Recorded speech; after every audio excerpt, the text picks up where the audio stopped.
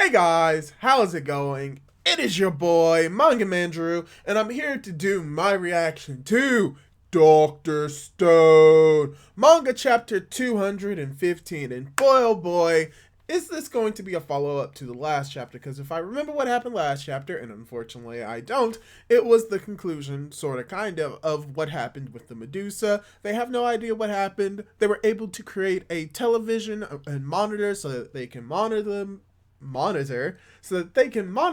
the Medusa, and for the most part they ended on the conclusion that, hey, we need to make a satellite. So a lot happened last chapter, and most likely in this chapter we're going to follow the line of how to build the satellite. They already have the camera. They're going to have to find a way to launch it into space, which they probably already have, so they're probably going to go to Xeno, as well as potentially investigate what went on with the Medusa. People are saying that it's Ukyo. I'm hoping that it's not Ukyo, because I really like Ukyo. I like all of these characters. I don't want anyone to be a traitor. So yeah, we're gonna dive right into the reaction right now. So we're starting off actually with like a slight flashback, sort of kinda, where we have Senku as well as Taiju looking at the stars, as you have Senku most likely saying, when stargazing with a telescope. When stargazing with a telescope, the thing that really gets in the way are the Earth's atmosphere and bad weather. Okay, so I think I know where this is going. Haha! That's why we're launching a telescope straight into space, so we can spot where Y-Man's hanging out on the moon. Then that's coming from Ryusui, and Senku chimes in, is like, yep, that's the thing. Yep, the thing that let us peek at the moon firsthand is a man-made satellite. Which, I mean, that's kind of like redundant, because aren't most satellites like man-made? Unless you're talking about like celestial bodies. But yeah, I think that it's fine. It's fine. As we get the title of the chapter, Dr. Stone, Z equals 215, long road. And then you have the main cast of not Tsukasa, but of Kohaku, as well as we also see Kaseki, as well as Suika and Chrome eventually chiming in about how satellite?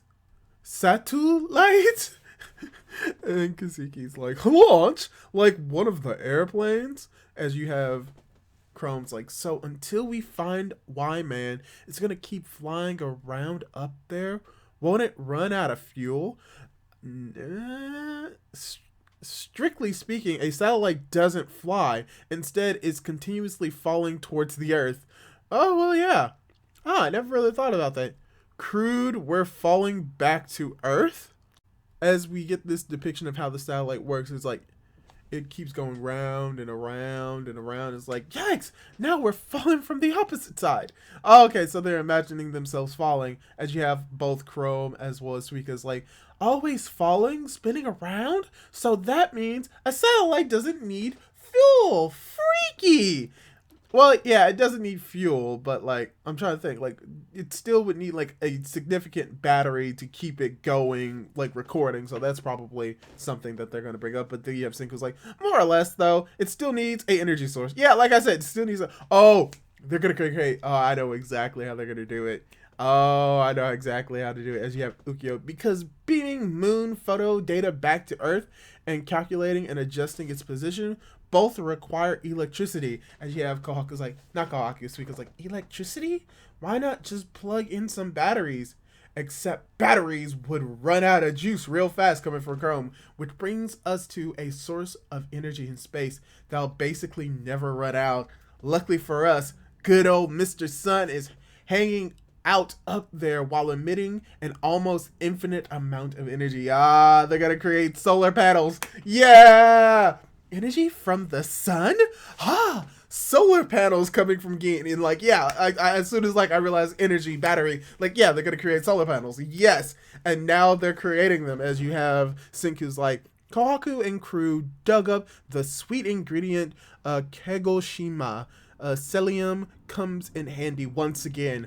Combine a bunch of thin sheets and you can turn light into electricity. As it's like, it's a super primitive type with crap efficiency, but if you make it big enough, it'll get the job done. As you have sulfina, sulfur, fluoride, seawater, magnesium fluoride, and then you have we see the entire thing with glass, gold, beryllium, copper. We got solar panels now. easy peasy. And it's like, oh, the power's on, which is it? Wait, when? Oh yeah, I guess I forget that they technically have drones in this world. It's just weird to just imagine drones in the primitive world, as you have not Geen. Chrome's like, amazing, the sun's power alone. But what about rain or cloudy days? Oh, it's going to be in space, so it's fine. It's like, there's no nasty weather up in space, as it is like saying the satellite will be far above the clouds, as they're just all shocked by this, because of course they would. As you have Suika chiming in, so big panels like this, and then Chrome, and gonna float around high up in the sky where Mr. Sun's always shining? The satellite have a battery that never dies. Bah! Oh gosh. And I think the first part was Suika, but it's fine. It's fine. As oh wow. Launch site acquired. Oh yeah, they're going back to Treasure Island. Unmanned rocket acquired. Okay, Suika 1 or Senku 1. Okay. Oh gosh. And we also have Zito arriving at the same time. Level 99 rocket engine acquired. Oh, they're so close. Oh, as you have Xeno's like, I must say, Senku, that is one elegant craft. Woo! They made her. Oh, wow. They already have the rocket. It's like, haha, right back at you, Xeno. You finished the engine in 3 short, whoa! 3 short years. Good to know your skills are still sharp after napping for a few thousand years. Yo, has it been 3 years? Oh, as you have the female announcer, gosh, I forgot her name, chiming in like, moments from now, here on Treasure Island, the new world's first ever rocket will launch the satellite into space. You have Geen chiming in, is like, you do realize that this broadcast won't reach further than mainland Japan. Just let me have this moment. Let me have this in my dreams. Oh gosh. As you have Ryusu saying, it's all thanks to NASA's Dr. Zeno, the world preeminent rocket scientist. As you have him also saying, and Senku, the only high schooler to launch a homemade rocket into space. Well, yeah, I guess. For the world's ultimate master pupil dream team, getting an unmanned rocket up into space is gonna be a walk in the park, and then it explodes.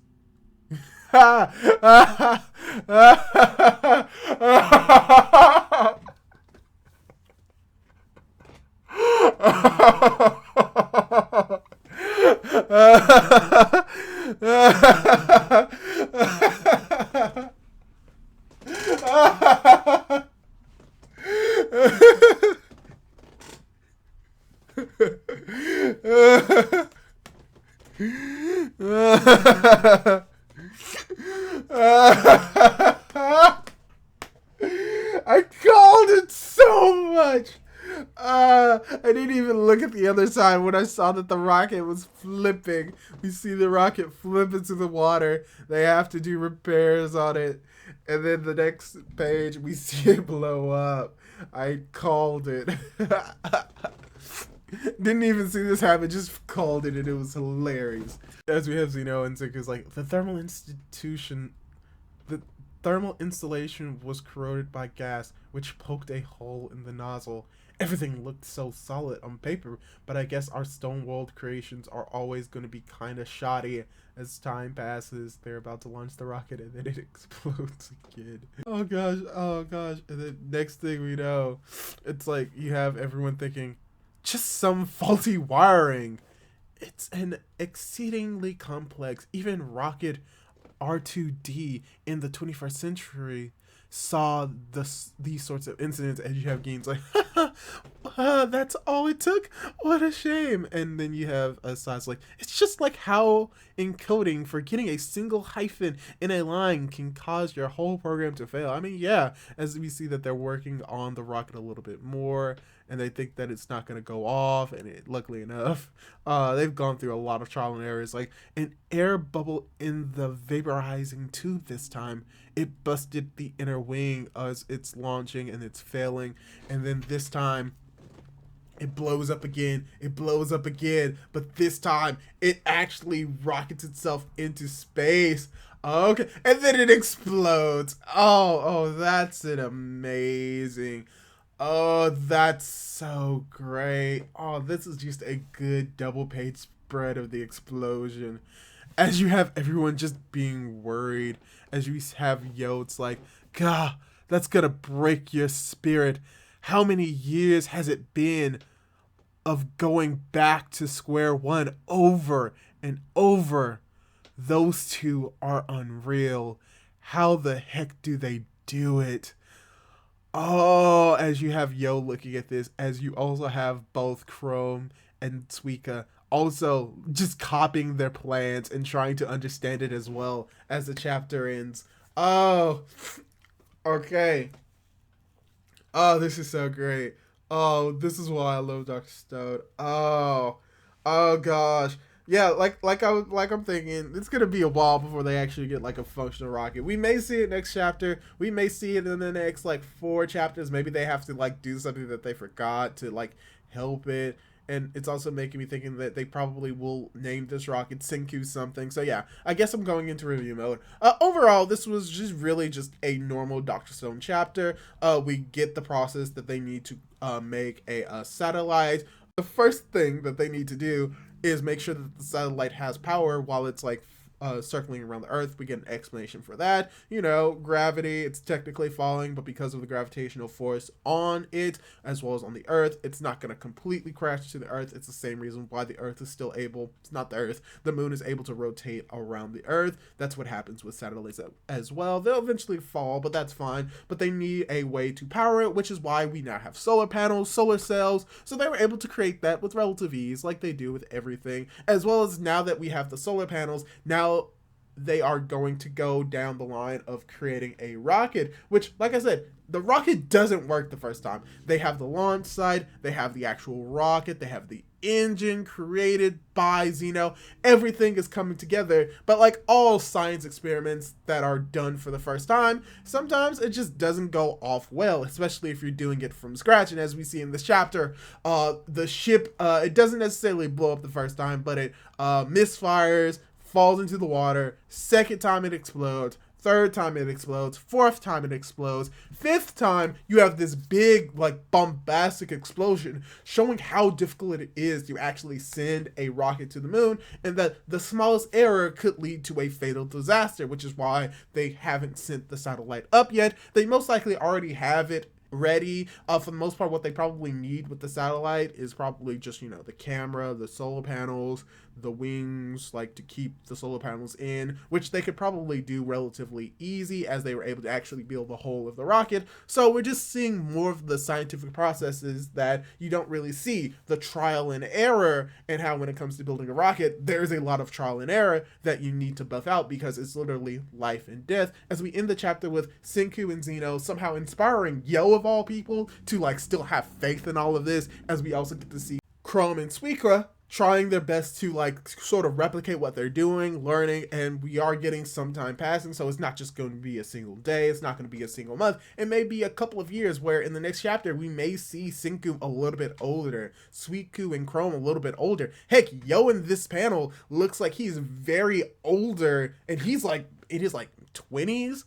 And like apparently it's only been 3 years since like this rocket was built, so a decent amount of time has passed. So yeah, it's very cool to see all of this happening, showing that yeah, even though the journey may have taken like maybe a year, but maybe traveling to different places may have took like a less amount of time, there's a decent amount of time between like places traveling to one place to another, doing things on the certain places. So yeah, it's very cool to see this process in action. I really do enjoy science, which makes sense for why I really do enjoy Dr. Stone. So yeah, that's all I really have to say about this chapter with the review. So hopefully you enjoyed this chapter. I always enjoy these chapters of Dr. Stone because like I said, I just really love this series, and hopefully you loved it too. And if you did, why not leave a like on this video to show your love for Dr. Stone, as well as leave a comment down below on what you actually thought of this chapter. And don't forget to hit that notification bell to be notified for whenever I upload more content like this, as well as subscribing to my YouTube channel. Do all that cool jazz, and hopefully I'll be able to catch you in my next video. Goodbye!